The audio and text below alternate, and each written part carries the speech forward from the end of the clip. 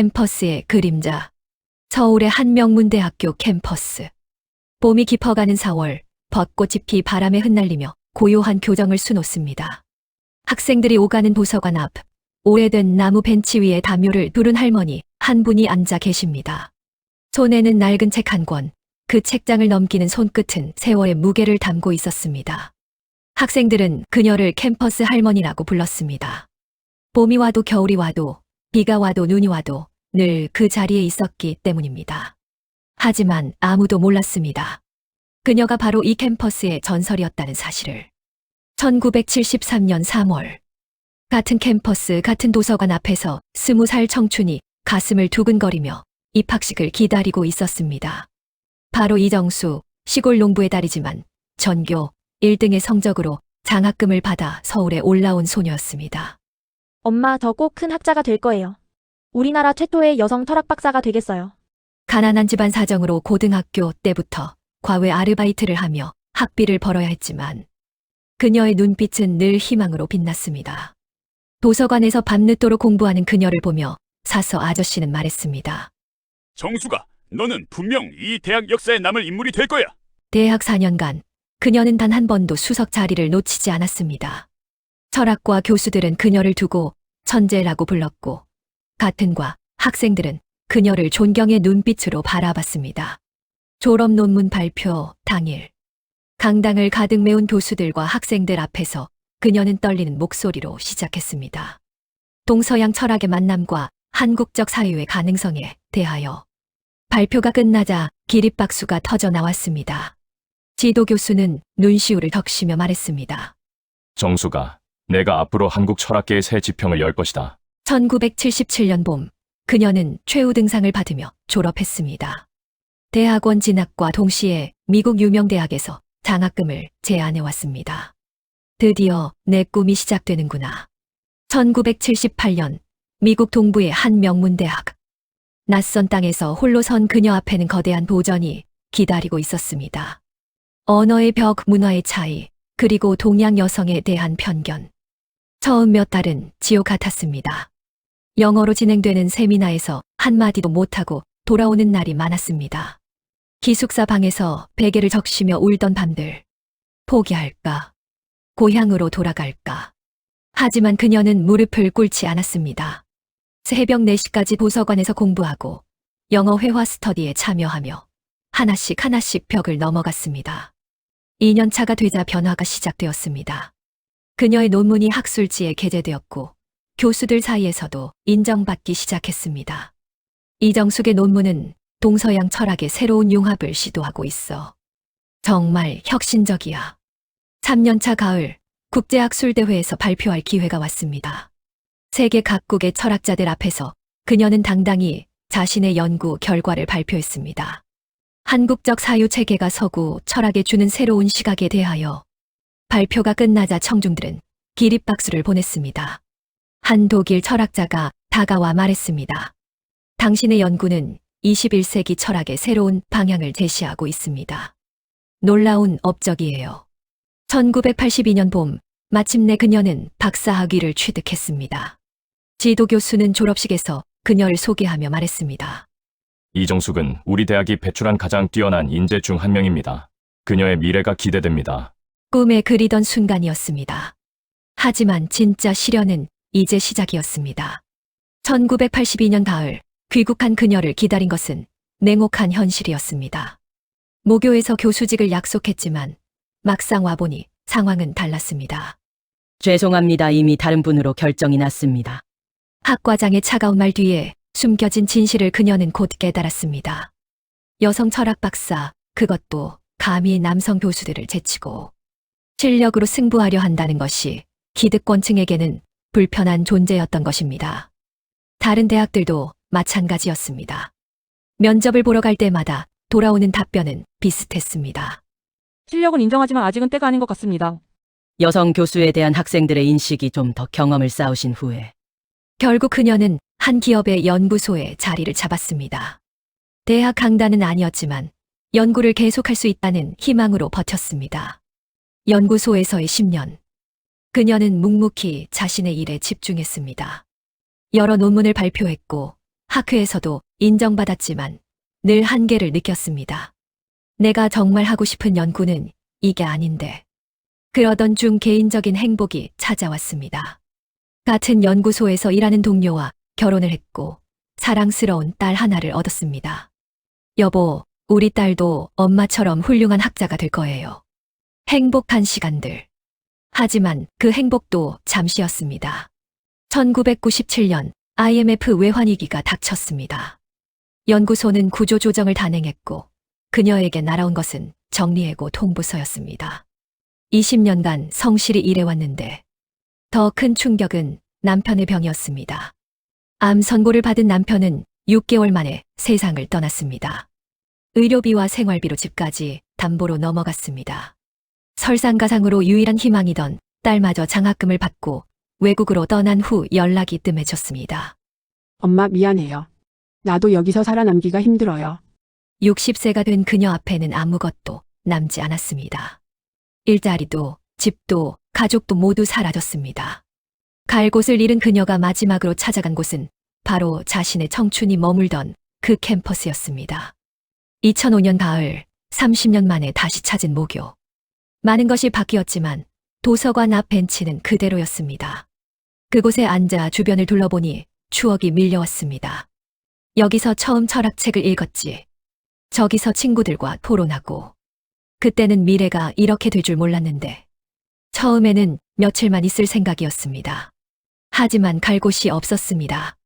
친척들은 연락을 끊었고 지인들은 점점 멀어져 갔습니다. 일주일이 지나고 한 달이 지나자 학생들이 그녀를 알아보기 시작했습니다. 할머니, 매일 여기 계시네요. 괜찮으세요? 처음에는 경계했던 학생들도 점차 그녀에게 다가왔습니다. 시험 기간이 되면 옆에 앉아 공부하는 학생들, 고민을 털어놓는 학생들. 공부가 힘들어요, 할머니. 그럴 때는 잠깐 쉬어도 돼. 인생은 마라톤이거든. 중간에 쉬어가는 것도 필요해. 그녀의 조언은 늘 따뜻했습니다. 학생들은 몰랐습니다. 이 할머니가 자신들보다 훨씬 더 많은 공부를 했고 더 깊은 절망을 겪었다는 것을. 계절이 바뀌고 또 바뀌면서 그녀는 캠퍼스의 한 부분이 되어갔습니다.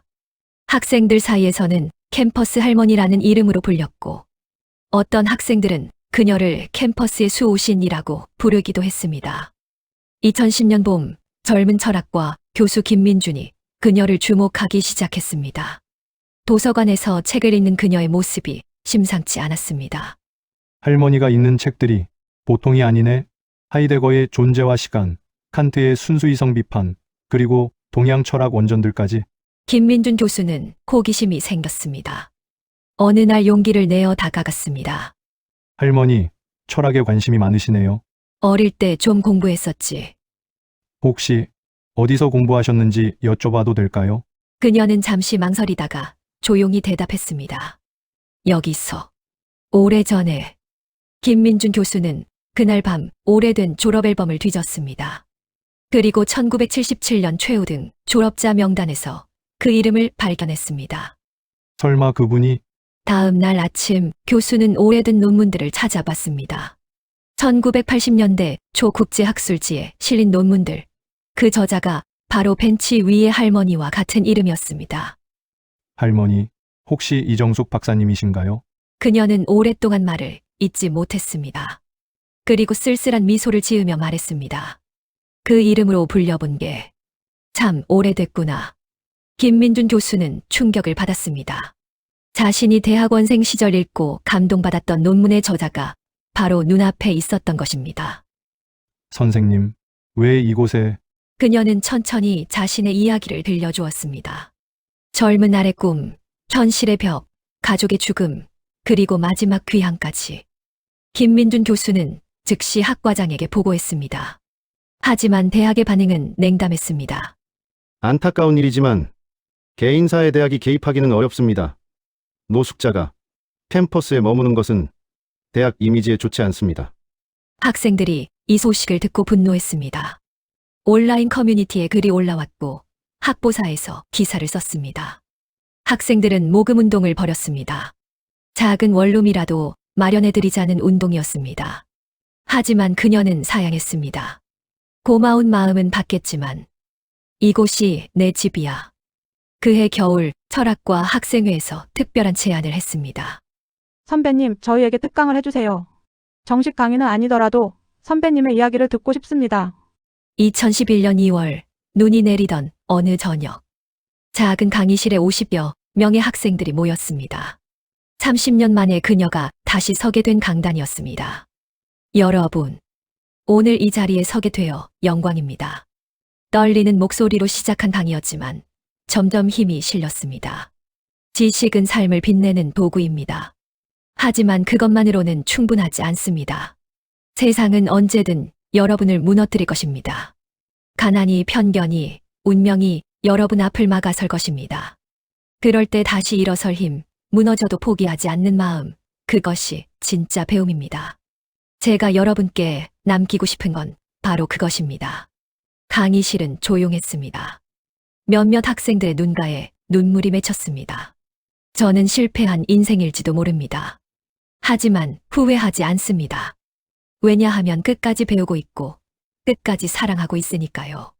강의가 끝나자 기립박수가 터져 나왔습니다. 학생들은 하나둘 다가와 그녀의 손을 잡았습니다.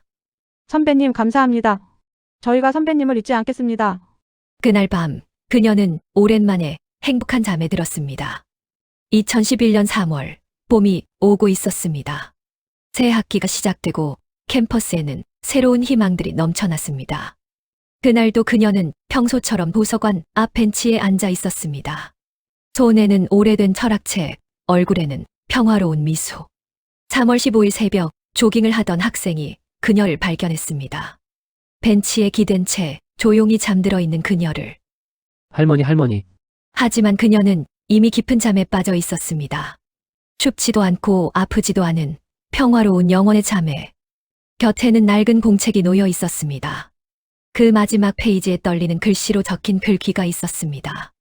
나는 다시 교정으로 돌아왔다. 여기서 나는 학생이었고 학자였으며 지금은 단순한 한 인간으로 남는다. 이곳이 내 마지막 집이다. 사랑하는 후배들에게 포기하지 말고 꿈을 이루기를. 대학은 뒤늦게 추모식을 열었습니다. 총장은 추도사에서 말했습니다. 이정숙 박사님은 우리 대학의 자랑이자 한국 학계의 선구자였습니다. 뒤늦게나마 그분을 기리며 우리가 놓친 것들을 반성합니다. 언론들도 그녀의 이야기를 다뤘습니다. 사회의 무관심과 구조적 모순을 비판하는 목소리들이 이어졌습니다. 하지만 시간이 흐르자 점점 잊혀져 갔습니다. 하지만 그녀를 진정 기억하는 사람들이 있습니다. 그녀에게서 따뜻한 조언을 들었던 학생들, 그녀의 마지막 강의를 들었던 후배들. 매년 3월 15일이면 도서관 앞 벤치에 꽃다발이 놓입니다. 그리고 작은 쪽지들. 선배님, 저 취업했어요. 힘들 때마다 선배님 말씀 떠올려요. 선배님 덕분에 포기하지 않고 대학원에 진학했습니다. 선배님께서 가르쳐 주신 다시 일어설 힘으로 살고 있습니다. 김민준 교수는 그녀의 논문들을 모아 책으로 출간했습니다. 이정숙 박사 선집 무너져도 다시 일어서는 힘. 그 책의 서문에는 이런 글귀가 적혀 있습니다. 그녀는 세상에 의해 잊혀졌지만 진정한 스승으로서 우리 마음에 영원히 남았다.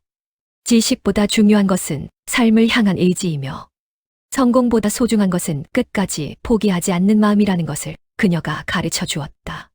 지금도 그 벤치 옆을 지나가는 학생들 중 몇몇은 잠시 걸음을 멈춥니다. 그리고 바람에 흩날리는 벚꽃잎을 보며 그녀를 떠올립니다. 꿈을 품고 캠퍼스에 왔지만 현실에 좌절했을 때, 세상이 차갑다고 느낄 때, 모든 것을 포기하고 싶을 때, 그들은 속삭입니다. 캠퍼스 할머니라면 뭐라고 하셨을까? 그리고 마음속 깊은 곳에서 그녀의 목소리가 들려옵니다. 무너져도 괜찮아. 중요한 건 다시 일어서는 거야. 너희들은 할 수 있어. 그렇게 그녀는 캠퍼스의 그림자가 되어 영원히 남았습니다. 세상은 그녀를 잊었지만 그녀의 정신은 후배들의 마음속에서 계속 살아 숨쉬고 있습니다. 봄이 오면 벚꽃이 피고, 여름이 오면 나무가 우거지고, 가을이 오면 낙엽이 지고, 겨울이 와도 그녀는 여전히 그곳에 있습니다. 사랑과 희망을 전하는 캠퍼스의 영원한 그림자로.